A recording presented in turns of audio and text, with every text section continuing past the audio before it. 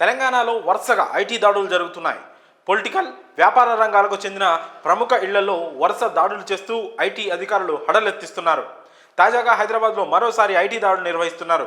మొత్తం 55 బృందాలుగా విడిపోయి పలు చోట్ల తనిఖీలు నిర్వహిస్తున్నట్టు తెలుస్తోంది. ఈ క్రమంలో ఇప్పటికే టాలీవుడ్ ప్రముఖ నిర్మాత ఎఫ్డిఎస్ చైర్మన్ దిల్ రాజు ఇల్లు, ఆఫీసుల్లో ఈ రోజు తెల్లవారుజామున సోదాలు నిర్వహించారు ఐటీ అధికారులు. అంతేకాదు దిల్ రాజు సోదరుడు శిరీష్, ఇంకా లక్ష్మణ్, కుమార్తె, బంధువుల ఇళ్లలో కూడా ఐటీ సోదాలు జరుగుతున్నట్లు తెలుస్తోంది. ఈ ఏడాది సంక్రాంతి కానుకగా గేమ్ చేంజర్, సంక్రాంతికి వస్తున్నాం వంటి 2 విభిన్నమైన సినిమాలను ప్రేక్షకులకు అందించారు దిల్ రాజు. అయితే గేమ్ చేంజర్ పెద్దగా కలెక్షన్లు తీసుకురాకున్నా సంక్రాంతికి వస్తున్న మూవీ రికార్డు కలెక్షన్స్తో ముందుకు దూసుకుపోతుంది. త్వరలో 200 కోట్ల క్లబ్లో కూడా చేరబోతోంది. టాలీవుడ్లో గత కొంతకాలంగా ఐటీ సోదాలు జరగలేదు. అలాంటిది ఇప్పుడు దిల్ రాజు ఇంట్లో జరగడం ఇండస్ట్రీ వర్గాలని షాక్కి గురిచేస్తున్నాయి. Dil Raju film development corporation చైర్మన్గా ఉన్న విషయం తెలిసిందే. టాలీవుడ్లో బడా ప్రొడ్యూసర్గా దిల్ రాజు రాణిస్తున్నారు. డిస్ట్రిబ్యూటర్ నుంచి నిర్మాతగా ఎదిగారు దిల్ రాజు. దిల్ సినిమాతో ఆయన నిర్మాతగా మారడం, అలాగే ఆ సినిమా మంచి విజయం సాధించడంతో ఆయన పేరు దిల్ రాజుగా స్థిరపడిపోయింది. ఓవైపు నిర్మాతగా రాణిస్తూనే మరోవైపు డిస్ట్రిబ్యూటర్గాను వ్యవహరిస్తున్నారు దిల్ రాజు. కాగా ఇటీవలే దిల్ రాజుని తెలంగాణ ప్రభుత్వం ఫిలిం డెవలప్మెంట్ కార్పొరేషన్కు చైర్మన్గా నియమించిన సంగతి తెలిసిందే. దిల్ రాజుతో పాటు మైత్రి సంస్థ మీద కూడా ఐటీ దాడులు జరుగుతున్నట్టు తెలుస్తోంది. మరి తెలంగాణలోని సినిమా వర్గాలపై ఈ ఐటీ దాడులపై మీ అభిప్రాయాలను కామెంట్స్ రూపంలో తెలియజేయండి.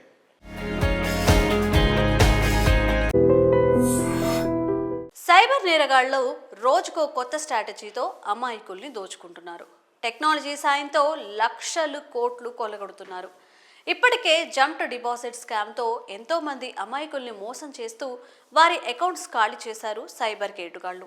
డబ్బు ఎక్కువ వస్తుందన్న ఆశ చూపించి ఎంతోమందిని ఈజీగా బురుడి కొట్టిస్తున్నారు.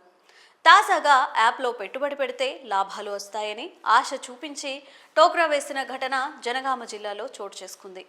పూర్తి వివరాల్లోకి వెళితే జనగామ జిల్లా రఘునాథపల్లి మండలం నిడిగొండ సమీపంలో కొందరు ఏజెంట్లు కోస్టా అనే ఆన్లైన్ యాప్లో పెట్టుబడులు పెడితే పెట్టిన డబ్బుకు అధిక లాభాలు వస్తాయని ఆశ చూపించారు. మొదట ఈ విషయంపై ప్రజలు అంత నమ్మకం చూపించలేదు. ఇలాంటివి పెట్టి మోసాలకి పాల్పడుతున్నారని వెనుకంజ వేశారు. తమ కంపెనీ ఎలాంటి మోసాలకు పాల్పడదని కొంతమంది చేత డబ్బులు పెట్టించాడు. వారికి అధిక లాభాలు ఇవ్వడంతో ఒక్కొక్కరు చైన్ పద్ధతిలో చేరడం మొదలుపెట్టారు.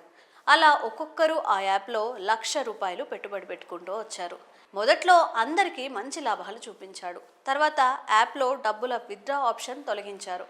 దీంతో తాము దారుణంగా మోసపోయినట్లుగా బాధితులు గ్రహించి సైబర్ పోలీసులను ఆశ్రయించారు. కేసు నమోదు చేసుకొని పోలీసులు దర్యాప్తు చేస్తున్నారు. తక్కువ పెట్టుబడితో ఎక్కువ లాభాలు ఇస్తామంటూ ఇలాంటి ఫేక్ కంపెనీలు ఎన్నో పుట్టుకొస్తూ ఉన్నాయి. అలాంటి కంపెనీలను నమ్మి మధ్యతరగతి కుటుంబాలకు చెందిన వారు పెట్టుబడి పెడుతున్నారు. తర్వాత కంపెనీలు బోర్డు తిప్పేయడంతో లబోదిబో అంటూ పోలీసులను ఆశ్రయిస్తున్నారు. ఇలాంటి కంపెనీల పట్ల జాగ్రత్తగా ఉండాలని పోలీసులు కూడా హెచ్చరిస్తున్నారు. మరి ఈ ఘటనపై మీ అభిప్రాయాలను కామెంట్స్ రూపంలో తెలియజేయండి. దేశవ్యాప్తంగా సంచలనం సృష్టించిన కోల్కతా జూనియర్ డాక్టర్ అత్యాచారం కేసులో సీల్దా కోర్టు సంచలన తీర్పు ఇచ్చింది. దోషి సంజయ్ రాయ్కు జీవిత ఖైదు విధించింది. అయితే నిందితుడికి ఉరిశిక్ష విధించాలనే డిమాండ్ సర్వత్రా వినిపించింది. ఈ కేసులో దోషిగా తేలిన సంజయ్కి ఉరిశిక్ష విధించాలని అతని కుటుంబ సభ్యులు కూడా కోరడం గమనార్హం. అయితే ఈ సంఘటన జరిగిన 162 రోజుల తర్వాత ఈ కేసులో తుది తీర్పు వెలువడింది. ఈ మేరకు సోమవారం కోల్కతా డాక్టర్ అత్యాచారం కేసులో సీల్దా కోర్టులో ఇరువైపులా వాదనలు ముగిశాయి. దోషి సంజయ్ రాయ్కు ఉరిశిక్ష సరైంది అని సిబిఐ లాయర్ కోర్టు ముందు వాదించారు. అత్యంత క్రూరమైన నేరానికి పాల్పడిన వ్యక్తికి గరిష్ట శిక్షను విధించాలని ప్రార్థిస్తున్నట్లుగా న్యాయస్థానానికి విన్నవించారు. పీజీ మెడిసిన్ చేస్తూ ఐపీఎస్ కావాలనుకున్న యువతి జీవితం కలలను సంజయ్ చెరిపేశాడని సిబిఐ లాయర్ కోర్టు ముందు వాదించారు. అయితే తాను తప్పు చేయలేదని దోషి సంజయ్ రాయ్ కోర్టుకు తెలిపాడు. తనను అన్యాయంగా ఈ కేసులో ఇరికించారని వాపోయాడు. నేరం చేసినట్లు ఒప్పుకోవాలని ఒత్తిడి తెచ్చారన్నారు. ఈ కేసును సిబిఐ సక్రమంగా విచారించలేదని బాధితురాలి తల్లిదండ్రులు ఆరోపించారు.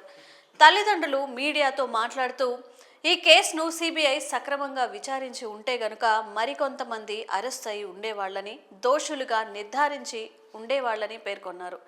2024 ఆగస్టు 9న ఆర్జీకర్ మెడికల్ కళాశాలలో 31 ఏళ్ల ట్రైనీ డాక్టర్పై పోలీస్ వాలంటీర్గా పనిచేస్తున్న సంజయ్ రాయ్ అత్యాచారం చేసి ఆ తర్వాత హత్య చేసిన సంగతి అందరికీ తెలిసిందే.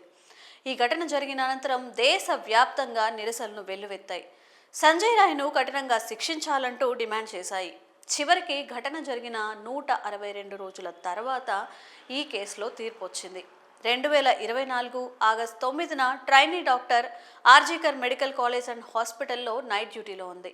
బాధితురాలు భోజనం చేసిన అనంతరం విశ్రాంతి తీసుకోవడానికి చెస్ట్ డిపార్ట్మెంట్ సెమినార్ హాల్కు వెళ్ళింది. ఆ తర్వాత శవమై కనిపించింది. అత్యంత దారుణమైన స్థితిలో మృతదేహం ఉండడం అందరినీ కలిచివేసింది. విచారణ చేసిన పోలీసులు ఈ నేరానికి పాల్పడిన సంజయ్ రాయ్ అనే వ్యక్తిని అరెస్ట్ చేశారు. ఇప్పటికే ఈ కేసులో పలువురిని పోలీసులు విచారించారు. మరి దేశవ్యాప్తంగా ప్రకంపనలు సృష్టించిన ఈ కేసులో దోషిగా తేలిన సంజయ్కి కోర్టు జీవిత ఖైదు విధించడంలో మీ అభిప్రాయాల్ని కామెంట్స్ రూపంలో తెలియజేయండి.